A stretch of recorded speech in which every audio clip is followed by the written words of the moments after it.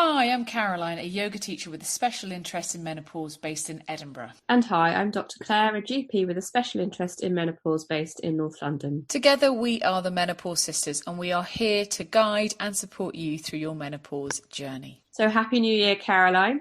Happy New Year. Good to see you after all the festivities. We've not seen each other or already spoken to each other, have we, since New Year? It's currently Monday, the 3rd of January, as we record this episode.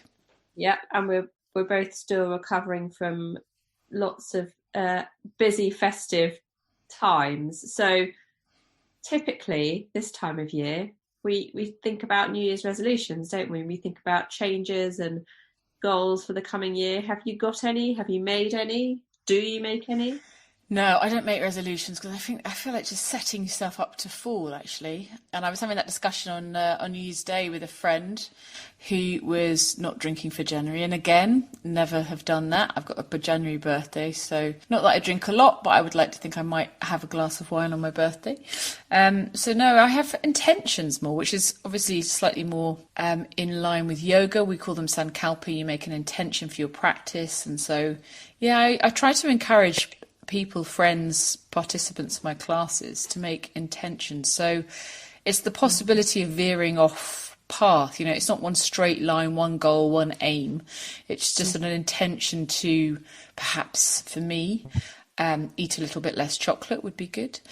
But it's not set in stone. So it doesn't really matter if you go off path, because often life takes you in different directions. How about you? Yeah, equally. I have long since realised that I never stick to any of my New Year's resolutions. So I have decided, again, this year, it hadn't really come across on my radar to do them. So more of kind of goals and little changes and little life hacks, perhaps, maybe just doing one or two things, or trying to be a bit more mindful of my eating, trying to eat less sugar. I've got a bit of a sweet tooth. So whilst I eat really well, I also eat a lot of the wrong stuff too. So that's my kind of, call it a resolution if you like, but I just attempting to reduce the amount of sugar that I eat. I'm going to say we could blame my mother for that, actually, because she's got a sweet tooth. She has, yeah. And we both do as well. So maybe it's just the genes. I don't know. Yeah, possibly. But yeah, no kind of resolutions, but intentions, as you say. I like that phrase, intentions rather than resolutions. So we're really excited to have Noelle Harrison with us today. I met Noelle on a yoga course, a menopause yoga course with Petra Coveney, and she is an Irish author who's been writing novels and plays for nearly 30 years. And she's written 12 novels, 5 plays, and has also quite recently set up Rest and Rise, which we'll talk about a little bit later. Welcome, Noelle. Thank you so much. Very glad to be here. Now, Noelle is a journaling expert as well as a novelist. And I think maybe we should just begin, Noelle, with explaining what journaling is, because actually many people just maybe haven't come across it or experienced it in any form. Yeah, I mean, it's quite a big thing now, journaling. It's become very, very popular as a means of, I think self-care actually is the strongest way I describe it, a kind of tool for self-care. But I mean, I've always journaled. You could say I always kept a diary when I was younger. And then when I used to travel, I would always journal about my experiences. And actually, I would infuse a lot of my journaling reflections and experiences in my novels. So it's great fodder as a novelist. But in terms of what journaling is and how it can help you, it's really about meeting your mind, is the best way, or dropping into the present moment.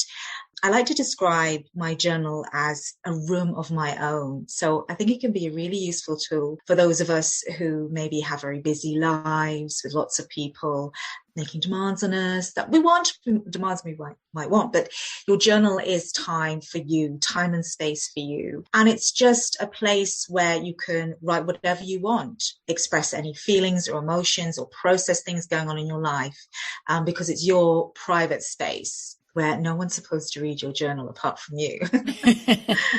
And it doesn't have to take the form of a sort of maybe described as a classic diary. Sort of, I'm thinking back to teenage years when I, kept a diary. It was almost a list of what I'd done, who I'd been where with, which boy I'd snogged, that kind of scenario. It can take really quite a lot of different forms, can't it? Yeah, absolutely. And I would suggest, if you've never journaled before, it can help to kind of start that way with the lists and what's happening, and then just see how it changes. And you don't have to journal every day, and you don't have to write to journal. You can sketch, you can do pictures, you can do collage, you can voice record.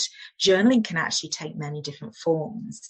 As I said before, it's kind of like creating a space for yourself to express and kind of heal yourself, whichever way you wish, or become more aware of things in your life. So sometimes that can take the form of free writing, of just like, letting it all out, of kind of word vomit on the page, or word purge, or else it can take the form of actually a more structured way of journaling, maybe playing with individual words or images, and just seeing how that makes you feel. So it can take any form you want, really. And we were just talking about New Year's resolutions, Claire, weren't we? And intention setting. And actually, it's just reminded of, we did a workshop together, actually, this time last year, didn't we, Noelle? The kind of intention setting. And how would you go about journaling for an intentional, with an intentional, to sort of think about what your intention might be?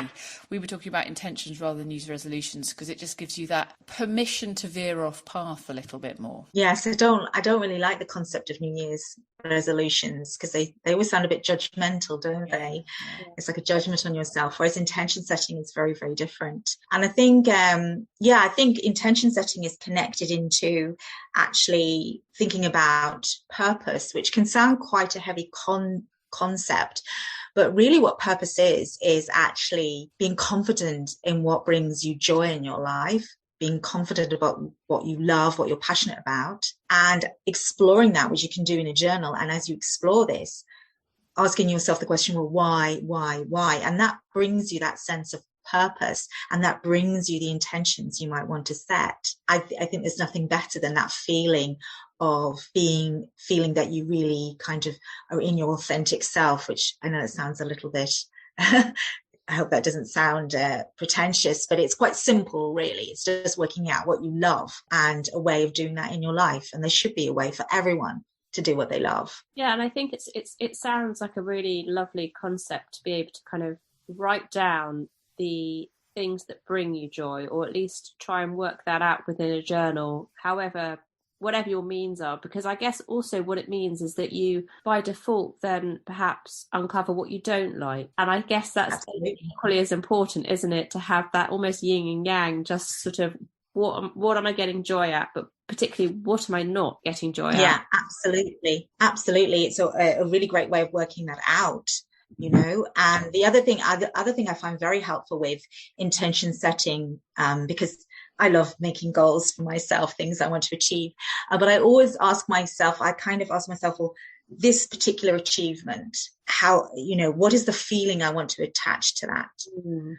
And so if you work on how you want to feel, let's say you want to feel a sense of community, or you want to feel connected to you could say your goddess energy, or your power as a woman or as a man, or whatever, you want to feel that rootedness maybe, or you want to feel secure and supported, or you want to feel free and liberated. So we all want different feelings in our lives, and this can help us work out our intentions as well and our goals. It's interesting, you were just talking there about, Claire, about what we don't want in our lives and what doesn't bring us happiness, because actually often women do reach perimenopause and menopause in kind of midlife, not always, but often, and at that point there can be a sense sometimes of a loss of self, as things begin to change. Sometimes they've been busy with a career or family or elderly parents, whatever is in their life at the time, and so there's that sense of maybe not making time for themselves, and actually it's almost like an opportunity, as you said, Noelle, to find a room for your own room, your own space, but also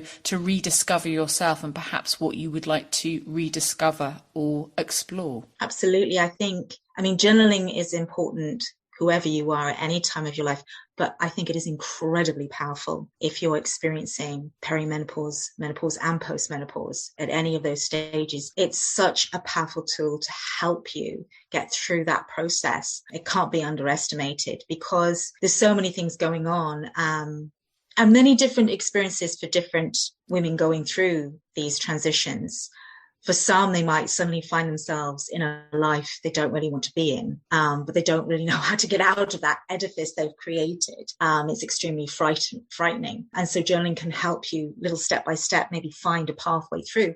For others, it's more about working out how to readjust relationships, how to process the fact that people aren't responding to you in the same way. And it really is quite shocking, actually, how you can suddenly become quite invisible in middle age. Just like, and it's, as we're talking about writing and journaling, if you look at novels and books and stories and films, there's very, very few with women in their middle age as the protagonists.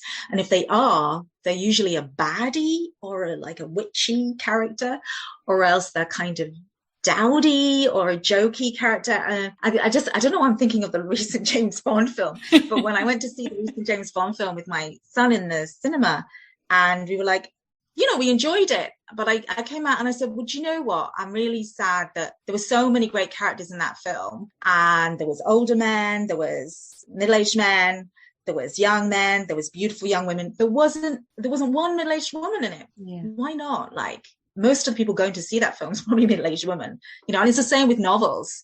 It's just we forget about the middle-aged woman's story. She's very much missing culturally. So, I'm talking about the process of journaling, it's about this impacts us on a very subliminal level. We don't see ourselves. In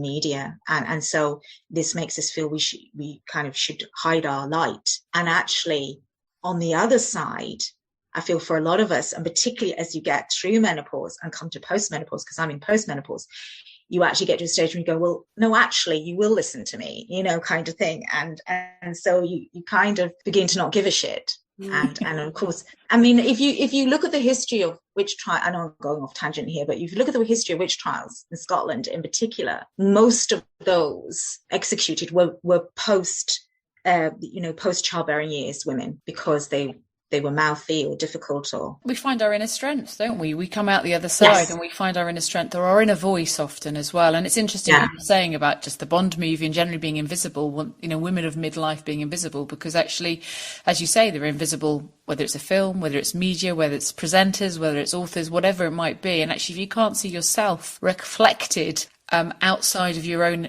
world, it can be really difficult if you're not very happy, or if you're in a challenging relationship, or you're in a challenging time in your life, to find, I guess, inspiration or a positive role model to be able to go, actually, that's what I would like to be doing, or that's who I would like to be, or that's, all of those things. So as you say, that reflective journaling is an opportunity to maybe dive a little bit deeper for when you are ready, or take that journey. Yeah. To reclaim your voice. Yeah. Yeah, I think too often, I think perimenopausally, when things suddenly change so drastically, and you can have such severe symptoms of anxiety and brain fog, and particularly loss of confidence, those psychological symptoms, which, you can go from being super confident and at the top of your game to just not knowing what you're looking at on a computer screen, and that loss of confidence, if it's not recognized, obviously you can allow yourself to disappear a little bit. You can allow yourself to give up. You can allow yourself to change career tack. You can, many women stop driving because they're scared of motorways and things. So,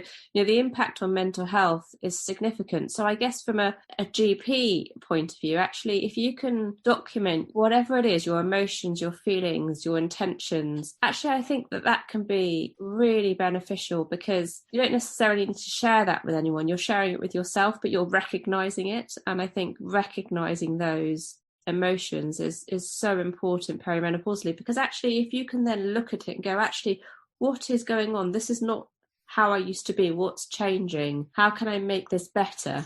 I think that can be a really useful journey to go on. And I think also in any stage of a woman's life, she's kind of fitting in the patriarchal constructs. I mean, we've had, the way that mothers have been treated in the past in the workplace. I mean, things are changing, but very slowly. But it's kind of like, now we're looking at how women with menopause are treated in the very patriarchal constructs of society.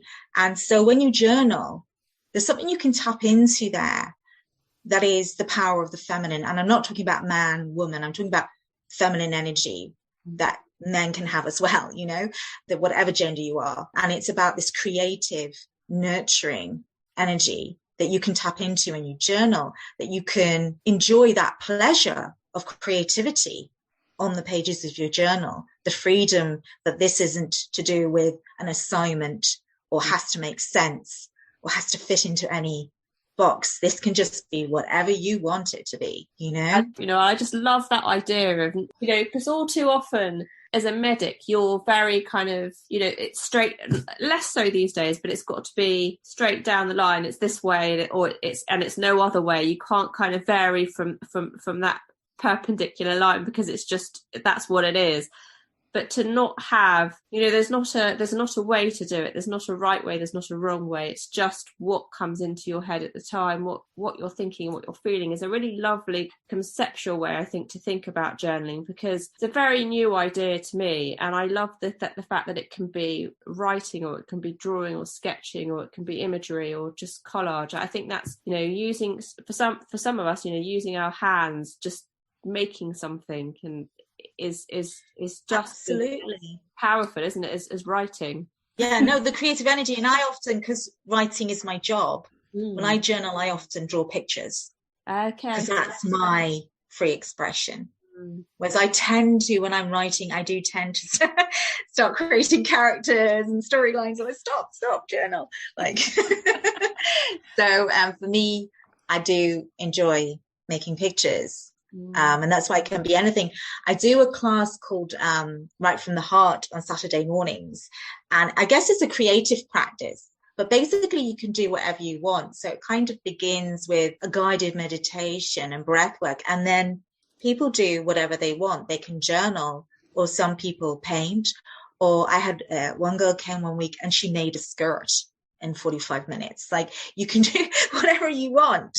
That's your journal process. That's your creative outlet process. And a lot of people think they're not creative. Here's here's the great secret: we are all creative, all of us. And I had a really interesting conversation. Again, this is going to be slightly off tangent, but I had an interesting conversation with an art teacher at secondary school, and I was explaining how the online booking system for parent-teacher consultations was quite complicated for my oldest son. And I'd gone online and I'd had a look at who was still available to book in. It was one of those systems where if you weren't there on the second, you lost lots of slots. And it was absolutely fascinating, because all the maths, the science, the geography, history had gone. Loads of space to book in to see the art teacher, to book in to see the home economics teacher, the CDT teacher.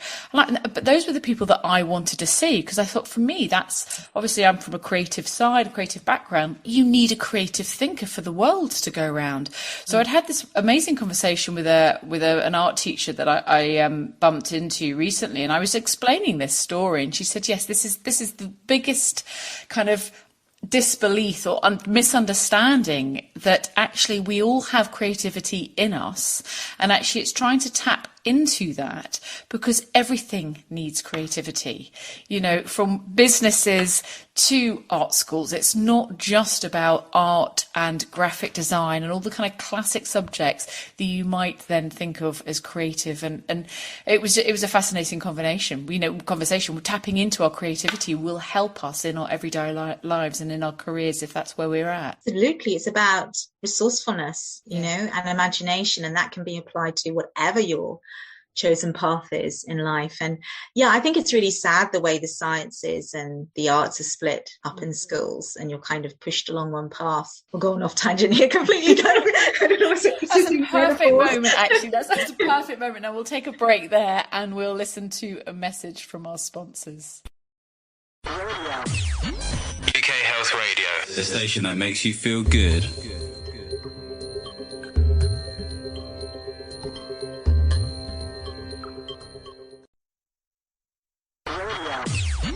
UK Health Radio, the station that makes you feel good.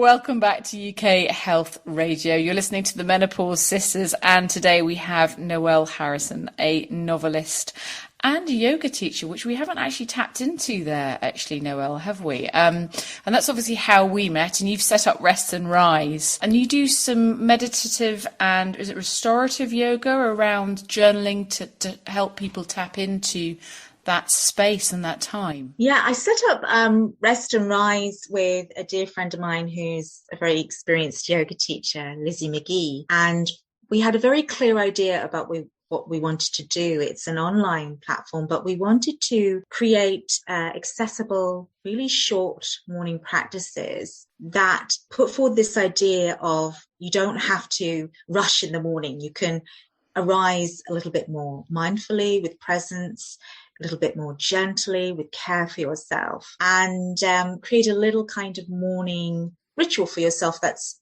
easy to slot into your day. So we share the platform and we offer different things. So Lizzie would be offering the yin yoga and the gentle flow, and I offer meditation and journaling and morning pages and right from the heart that I was telling you about. So the way I work with to help people to kind of tap into journaling is through pranayama and visualized meditation. And I also use mudras or hand yoga. And the reason I use all these tools is to really help people kind of drop into that present moment, to open themselves up to their imaginations. And so when I guide people through these meditation journeys, people go to different places. And it was a particularly powerful nurturing tool during lockdown, because we couldn't go anywhere. But in the meditations, you could go places, you could go into nature, wherever sometimes it's more guided, sometimes it's more open, but I would usually take people somewhere in nature with a particular theme. So for instance, this theme, we're actually working with purpose. And from that point then, depending on the practice, I might offer some journaling prompts, which people can choose to use or not, or we might go into free writing, which is when you just let it flow. Yes, so that's what we do. And actually we have a free trial month this month in January. So if anyone would like to try that, and we have a self-care commitment, but I don't like the word challenge, calendar, I guess, where we're offering people, if they do 20 practices this month, they get I've done a series of journaling for self-care box set videos that people will get for free if they make the commitment to care for themselves this month. So that's what Rest and Rise is. Yeah. Brilliant, which is just so important at this point in your lives, wherever you might be on your menopause journey. And it's restandrise.co.uk, isn't it? And that's it, yes. So you can log in there and get a free trial and give it a go. And actually, if you haven't tried journaling before, I can't recommend Noelle more, because actually, journal is something I have done and sort of have done off and on for years, stemming from my kind of teenage diaries. But it's not something I think I do every day, but I've really enjoyed working with Noelle and doing workshops with you and being guided by you, Noelle. And you've mentioned the free writing, and we've talked about reflective journaling, and we've obviously spoken about sort of affirmations and intention setting. Something that I've experienced with you is this kind of scripting, which I really enjoyed. And I wondered if you could tell us a little bit more about how that works, scripting journaling.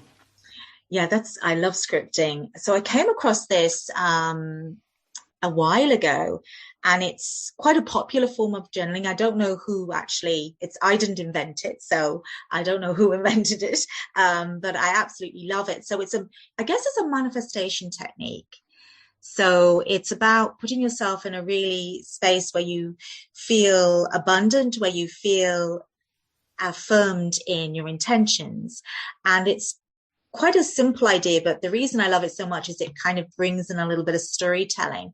So what scripting is basically you begin writing the story of your life where your dream or your goal has come true. But you don't just write, this day, this happened to me. You write in great detail from the moment you wake up of this life where your dream has happened, and you describe absolutely everything. So let's say you're waking up. Well, where are you waking up? What are you wearing? What's your dressing gown like?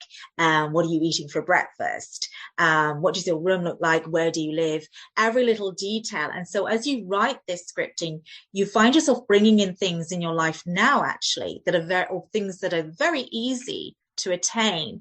And so it makes you feel much closer maybe to this big dream that is unattainable. And it really does work. I used it a lot last year because I really wanted to get a book deal for my book. And I did get a book deal, but I did a lot of scripting about that happening before it actually happened. So it puts you in that vibration. It's a little bit like the law of attraction, I guess. And if it is the right thing for you, I'm not saying you can magic things up, but if it is the right thing for you and you realize actually things are not as unattainable as you might think. And it's great fun. You're writing a little story about yourself. And sometimes I don't write in the first person. Sometimes I address myself in the second person as you, or sometimes I might write about myself in the third person, and that makes it a very interesting experience as well. So yeah, it's fun. I think it really manifests that self-belief and that confidence, that absolute belief that being in that moment, and whether that's, just that kind of mindful process of writing or drawing it, or actually that sort of almost physical feeling of being in it, I think is incredibly powerful. It is. It really is. You can kind of taste it, can't you? Yeah. It feels like you're making a little bit of magic. And I mean, we could all do with a little bit of magic in our life. Yeah, it feels almost a little bit like a sort of imaginary world, but just brings that sense of joy and absolute belief that it's like you say, you can touch it, you can almost feel it. And I would say as well, as someone who's in post-menopause now and gone through the whole process of perimenopause and menopause, that my journaling has kind of become a stronger and stronger practice, and I get so much joy from it now at this stage of it. I feel like it really helps build your confidence and surety in yourself, so it's so beneficial for your mental health. And as we were saying earlier, just through perimenopause, menopause, postmenopause, it can be wonderful for many women, and it can be a really creative process and really, really help that creative process by journaling. But at the same time, if there's that sense of overwhelm or anxiety creeping in, or just not being very sure, those psychological symptoms, it can really, really help to process those as well. Totally. I mean, if you do a word purge, it doesn't have to make sense. You can just have a rant on that page if you need to have a rant. Absolutely. And also, I think, Caroline and I often talk, don't we, about the perimenopause and menopause being a positive experience, or trying to make it as positive as possible. And so, incorporating that kind of positive aspect into journaling, as well as perhaps, if there might well be quite significant symptoms, it doesn't always have to be kind of this word purge or rant. It can be a very positive, I guess, word purge or rant, can't it? It can absolutely be polar opposite of that. I mean, even like just if you're like feeling really low, just thinking of one affirmation, let's say, I am enough. Just writing that down in your journal. I am enough because.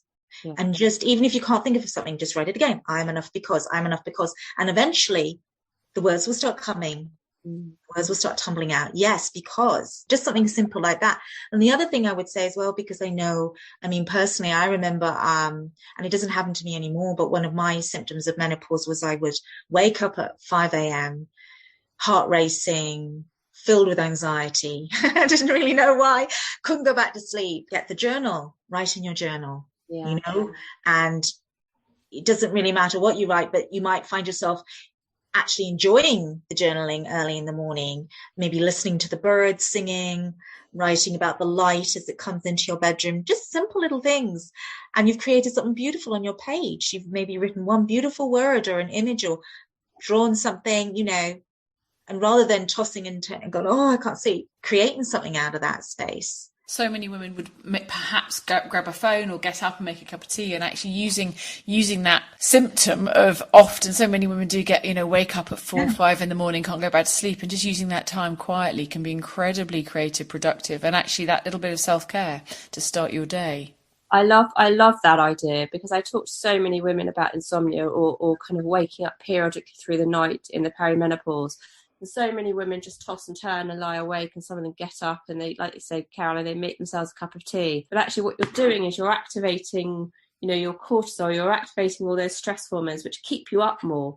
So actually taking away the phone, taking away the light, taking away the caffeine, and just simply writing or simply drawing can activate those serotonin nerve responses and calm you. And it might be that you're angry or upset, but actually that's probably a far more useful use. Yeah, you can release it on the page, and then, and even then, maybe even reading through what you've written a little bit, or that might make you sleepy too. Yeah. Closing the journal, that physicality of closing something down and going, right, it's there. Whatever's there I can deal with in the morning, or whatever's there I can sort of come back to and revisit and then maybe rework. It's almost sort of documenting it and acknowledging it. I'm having a terrible night's sleep. This is crap. Whatever it is, and going, right, I've acknowledged it, which I think is so important, rather than just going, I'm just going to brush it away for a minute and then get up and do whatever I need to do and then come back to bed and try and sleep. It's the acknowledgement, actually, as you say, acknowledging and letting go, isn't it? It's a kind of combination of... Absolutely. And even like doing that journaling, then putting it, as you say, aside, and then closing the eyes, sitting there and just maybe doing a little breath, and even if you haven't slept, the nurture of the breath, the nurture of the meditation, hopefully will make you feel a little bit less ragged as you go into the day, Something I wanted to ask you about, Noelle, was moon cycle journaling, because that's something I think you also lead and can guide, but it's something I haven't done before and would love to hear a bit more about that. Yeah, I mean, I love that, actually, because some of us are more affected by the cycles of the moon than other people, but it's just really simple. It's us kind of being aware of what's going on with the moon at different times of the month and how that's affecting you. And just because you're not having periods anymore or not having regular periods anymore, it doesn't mean you're not affected by the moon cycle. It affects everyone. So, at the time of the dark moon, that's a time when you might be thinking about releasing things and setting new intentions for the new moon. Then the dark moon is a time of stillness, and then as the new moon begins to wax, then that's about setting intentions in place, and then looking at what sign the moon is in as well can affect, whether it's in a fiery astrological sign or an earthy sign, that can affect what kind of intentions you might be setting as well, because the energy, and it will feel different, and when you say to a friend, I felt this, I didn't sleep well, I had these weird dreams, and they're like, so did I. That's, I think, connecting to moon cycles. And then you've got the full moon, which is a very potent time as well.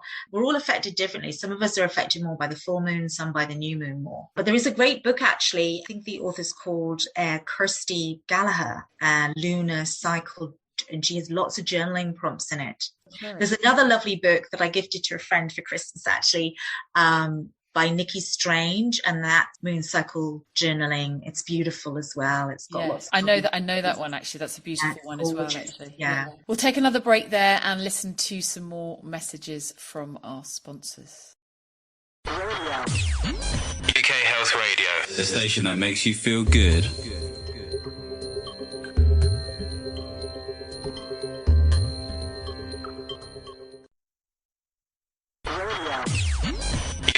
Radio, the station that makes you feel good.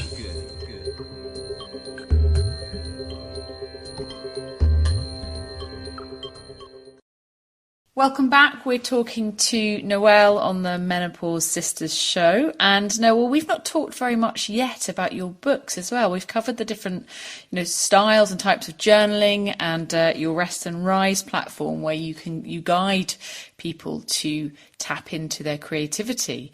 But actually, you've written quite a few novels. I confess I've only read one. It was The Island Girls, and I absolutely loved it. It had me hooked. I think I texted Noelle halfway through and was like, oh my gosh, this is amazing. But as with most of my things in my life, I sort of never quite get around to reading as much as I would like to.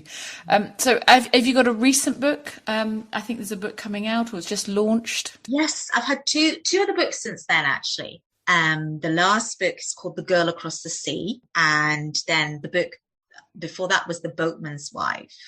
So they're both published under my own name by a publisher called Bookouture.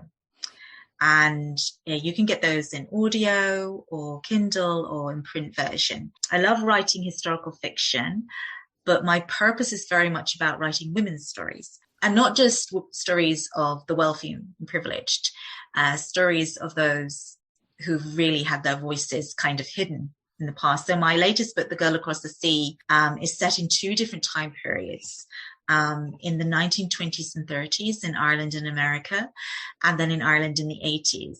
And the story is focused on a young woman in the early 30s in New York who is supposed to be traveling back to Ireland with her husband and little girl.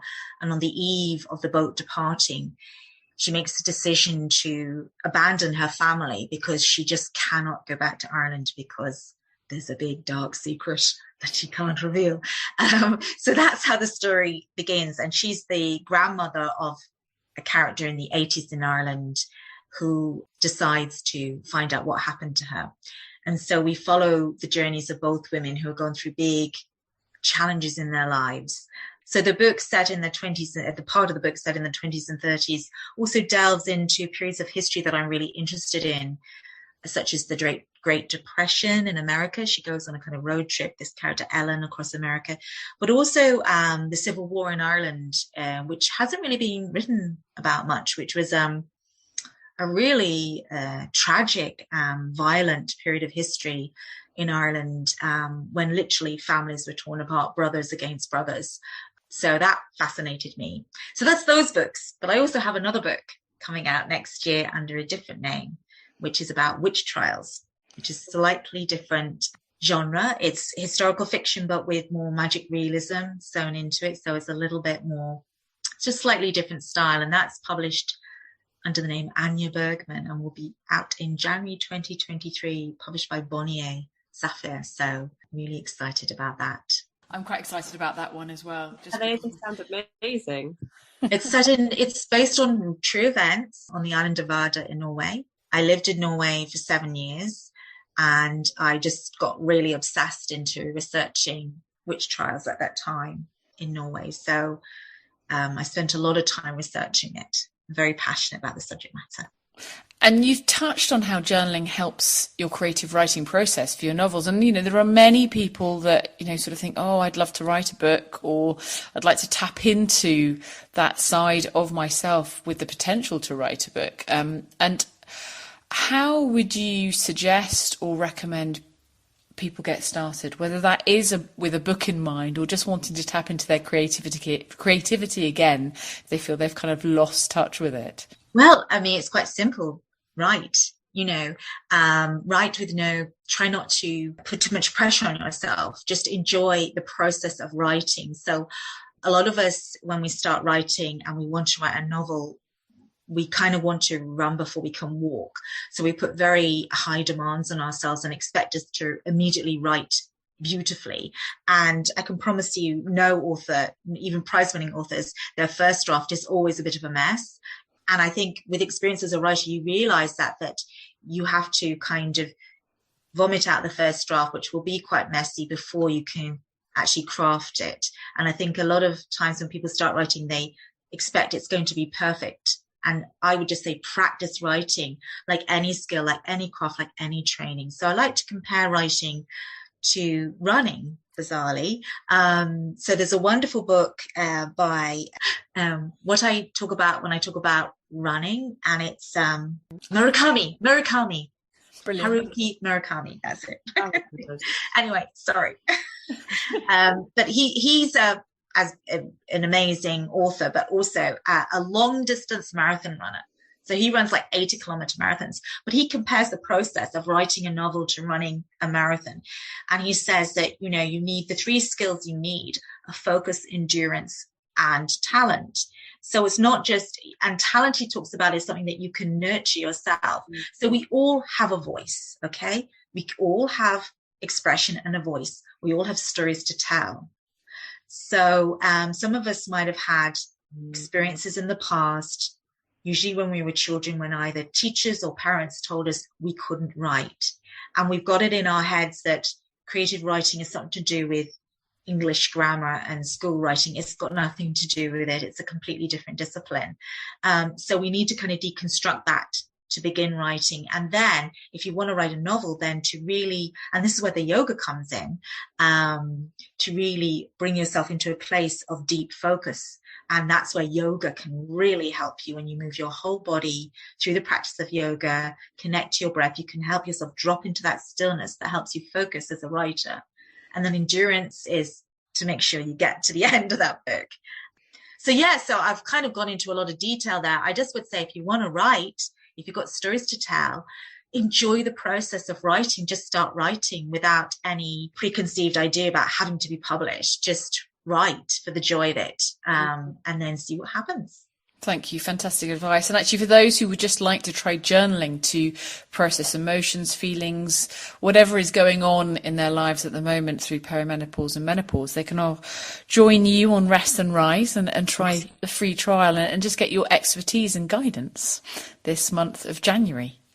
Absolutely. We'd love to see anyone. So if you'd like to find out a little bit more about Noelle, you can visit her website. It's noelleharrison.com. And the Rest and Rise platform is restandrise.co.uk. So at this point, we would just like to say thank you, Noelle. Thanks so much. Thank you so much. It's been fantastic to be able to talk to you. And actually, just to explain a little bit more about journaling, because Claire was saying she's new to it, and I'm a little bit, I've fallen by the wayside a little bit with it. So it's inspired me to get my journal back out. Get yourself a beautiful journal. That can help. I think it's a wonderful idea, and I think actually it's such an easy tool, isn't it? We all have this ability. Yes. It's a book and a pen, or a book and a pencil, and see what happens. And I do think it's different from typing on a laptop. That connection between the hand and the heart, I guess. Yeah, and as you say, get a lovely notebook. It does help if I'm a bit of a magpie, and if you have a nice notebook, or cover an old notebook even with some nice paper. I love stationery. There's definitely a sort of, that gives you a little bit of joy. Then that's a great way to start as well. Absolutely. And Noelle, I nearly forgot. We've got one final question we like to invite our guests to answer, and that is, it's a question or a part of a play, The Vagina Monologues by Eve Ensler, that launched in the 90s. And she'd asked many different women what their vaginas would wear if they got dressed. So I would like to pose that question to you. What would your vagina be wearing? Be wearing a red silky kimono in ecological materials. I love that detail. That's brilliant. Very good detail. I think when Caroline first asked me this question, I was like, I want my vagina to be covered in gold and dripping in diamonds. And then everyone else that subsequently come on, I'm like, oh no, I quite like that idea. Quite like maybe gold and a kimono now, Caroline. You reminded me of Goldfinger there, the film Goldfinger, where they're covered all, they're killed by being covered in gold paint. Something like that. There's a bit of a Bond theme already today. Yeah. Weird. Brilliant. Thank you so much, Noelle Harrison. You're welcome.